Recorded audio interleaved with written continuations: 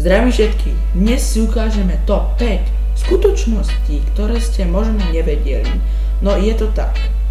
Žijeme vo svete, kde možno niektoré veci berieme ako samozrejme, no v ich pozadí bolo niečo iné.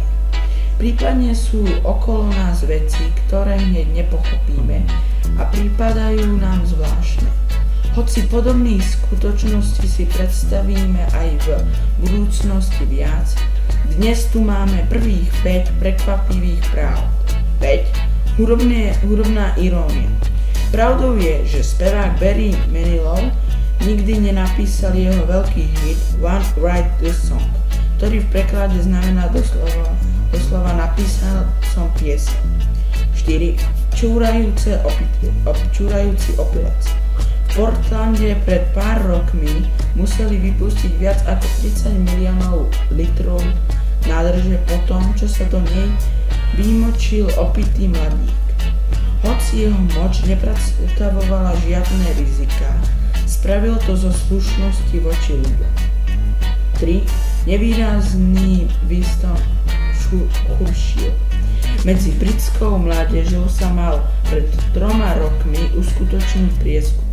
Podľa neho takmer 60% odpovedí tvrdilo, že postava Sherlocka Holmesa naozaj existovala a 20% odpovedí tvrdilo, že Winston Churchill mimochodom jedna z najvýraznejších postav britskej histórie vôbec je fiktívna postava. 2. Pôvod americkej vlajky.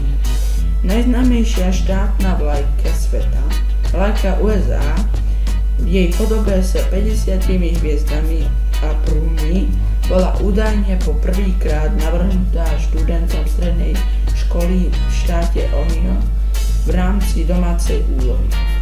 Učiteľka mu vraj z vyhotovenia dala B, čo je u nás za 2. Poprvé, Apple zakladali traja.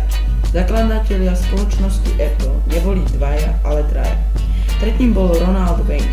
Ten však svoj 10% podiel v malej firmičke Apple predal ešte v roku 1976 za $1300. Mať dnes 10% podiel v tejto firme mohol z výnosov letieť niekoľkokrát do vesmíru a žiť do konca života vo vysokej moci. Niektoré médiá ho nazývajú najväčším nešťastníkom na svete. On však neľutuje, napísal knihu a žije stále pokojným životom v Bohu. To bolo všetko pre dnešné video. Pokiaľ sa vám dnešné video páčilo, dajte like. Pokiaľ nie, tak do komentárov napíšte prečo. Ja sa to pokúsim zlepšiť a ja sa s vami lúčim.